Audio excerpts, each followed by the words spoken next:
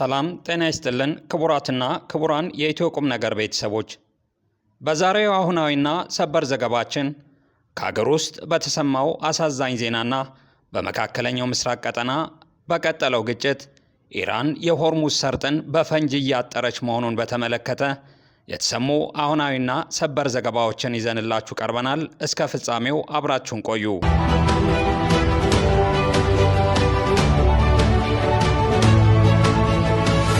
በቅድሚያም ከሀገር ውስጥ ወደ ተሰማ እጅግ አሳዛኝ ዘገባ እናልፋለን። በደቡብ ኢትዮጵያ ጋሞ ዞን በተከሰተ የመሬት ናዳ የ63 ሰዎች ደብዛ ጠፋ። በደቡብ ኢትዮጵያ ክልል ጋሞ ዞን የተለያዩ ወረዳዎች በተከሰተ የመሬት ናዳ 35 ሰዎች ሲሞቱ 63 ሰዎች ደብዛቸው መጥፋቱን የዞኑ አደጋ ስጋትና ሥራ አመራር ጽሕፈት ቤት አስታወቀ።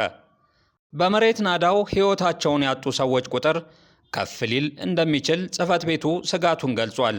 የመሬት ናዳው የተከሰተው በጋሞ ዞን ደጋማ አካባቢዎች ከትናንት ማክሰኞ መጋቢት 1 2018 ጀምሮ በጣለው ከባድ ዝናብ ምክንያት እንደሆነ የዞኑ አስተዳደር ትናንት ማምሻውን ባወጣው መግለጫ አስታውቆ ነበር።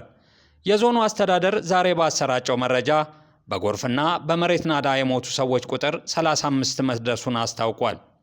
በዞኑ ስር የሚገኘው የጋጮ ባባ ወረዳ መንግስት ኮሚኒኬሽን ጉዳዮች ጽሕፈት ቤት ዛሬ ጠዋት በፌስቡክ ገጹ ባጋራው መረጃ ማዞ ዶይሳና ላካ በተባሉ ቀበሌዎች በደረሰ የመሬት ናዳ በአጠቃላይ የ96 ሰዎች ደብዛ መጥፋቱን ገልጿል። የመሬት ናዳ ሰለባ ከሆኑት መካከል የ33ቱ አስከሬን መገኘቱን የገለጸው ጽሕፈት ቤቱ የሟቾቹን አስከሬን የማፈላለግ ሥራው መቀጠሉን አስታውቋል። በጋጮ ባባ ወረዳ ማዞ ዶይሳ ቀበሌ የመጀመሪያው የመሬት ናዳ የተከሰተው በትናንትናው ዕለት ጠዋት 4 ሰዓት ገደማ ነበር። በዚህ አደጋ ሕይወታቸው ያለፈ የ4 ሰዎችን አስከሬን ለመፈለግ ወደ ቦታው ባቀኑ ሰዎች ላይ በድጋሚ የተከሰተው የመሬት ናዳ ለበርካቶች መሞት ምክንያት ሆኗል ብሏል።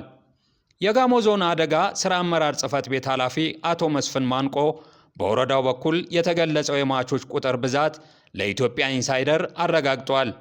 ከተለያዩ ወረዳዎች መረጃዎች ለጽሕፈት ቤታቸው እየደረሱ መሆኑን የተናገሩት ኃላፊው በጋጮ ባባ ወረዳ በኩል የተገለጸው የተጠቃለለ መረጃ እንዳልሆነ አስረድተዋል።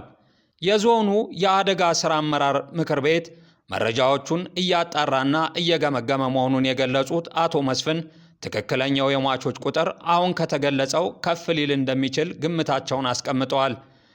የጋሞ ዞን አስተዳደር ዛሬ ረፋዱን ባሰራጨው መረጃ ጉዳቱ ሰፊ በመሆኑ የሟቾች ቁጥር ሊጨምር እንደሚችል ተገምቷል ብሏል። በጋሞ ዞን ዋና አስተዳዳሪ ዶክተር ደምሴ አድማሱ የተመራ የዞኑ ከፍተኛ ልዑካን ከፍተኛ የሞት መጠን ወደ ተመዘገበበት ጋጮ ባባ ወረዳ በዛሬው ዕለት አቅንቷል። የልዑኩ አባላት አደጋው በተከሰተበት ቦታ ተገኝተው ሐዘናቸውን እንደገለጹና የሟች ቤተሰቦችን እንዳጽናኑ የወረዳውና የዞን ኮሚኒኬሽን ጽሕፈት ቤቶች ያሰራጯቸው መረጃዎች ያመላክታሉ።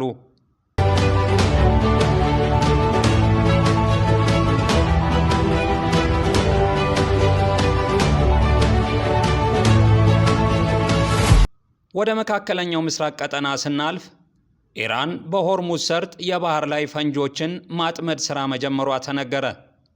ኢራን የዓለም የነዳጅ ንግድ ላይ እጅግ በጣም ወሳኝ በሆነው የሆርሙዝ ሰርጥ ላይ የባህር ፈንጂዎችን ማጥመድ መጀመሯ ተዘግቧል። ይህ እርምጃ በቀጠናው እየተፋፋመ ከመጣው ወታደራዊ ግጭት ጋር ተያይዞ የዓለምን ኢኮኖሚና የጸጥታ ሁኔታ ስጋት ላይ ጥሏል። እንደ ሲኤንኤን ዘገባ ከሆነ ኢራን ባለፉት ጥቂት ቀናት ውስጥ በ10 የሚቆጠሩ የባህር ላይ ፈንጆችን በመርከብ መተላለፊያ መስመሮች ላይ ጠምዳለች። ምንም እንኳን አሁን ላይ የተጠመዱት ፈንጆች ቁጥር አነስተኛ ቢሆንም ኢራን በመቶዎች የሚቆጠሩ ተጨማሪ ፈንጆችን በአጭር ጊዜ ውስጥ የመጥመድ ዕቅድ እንዳላት ተዘግቧል። የኢራን አብዮታዊ ዘብ IRGC 2 እና 3 ፈንጂዎችን በአንድ ጊዜ መጫን የሚችሉ ትናንሽና ፈጣን ጀልባዎችን ለዚህ ተግባር እያሰማራ መሆኑን የአሜሪካ የስለላ ተቋም ገልጿል። ቀጠናው በአሁኑ ወቅት እጅግ አደገኛ በመሆኑ የሞት ሸለቆ የሚል ስያሜ እየተሰጠው ይገኛል። ኢራን ከፈንጂዎች በተጨማሪ በፈንጂ የተሞሉ አጥፍቶ ጠፊ ጀልባዎችንና የባህር ዳርቻ ሚሳኤሎችን በማሰማራት መስመሩን ለማገድ እየሞከረች ነው ተብሏል።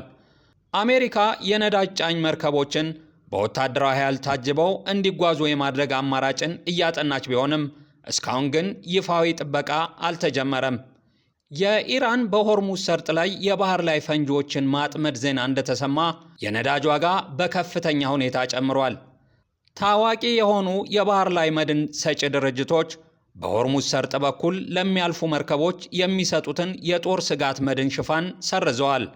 በአሁኑ ወቅት ከ150 በላይ የነዳጅና የጋዝ ጫኝ መርከቦች በሰርጡ መግቢያና መውጫ ላይ ቆመው ሁኔታዎችን በመጠባበቅ ላይ እንደሚገኙ ተዘግቧል።